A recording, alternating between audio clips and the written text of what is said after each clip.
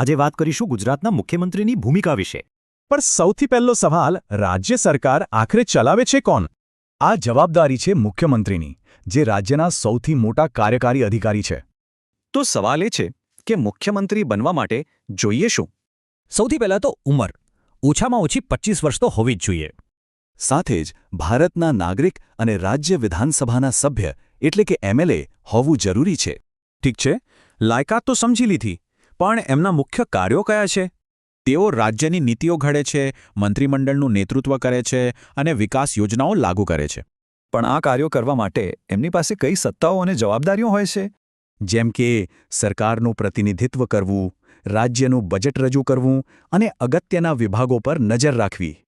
ચાલો આખી વાતને ગુજરાતના એક વાસ્તવિક ઉદાહરણથી જોડીને જોઈએ.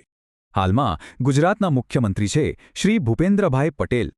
ટૂંકમાં મુખ્યમંત્રી માત્ર સરકાર જ નહીં પણ પોતાના રાજકીય પક્ષનું પણ નેતૃત્વ કરે છે.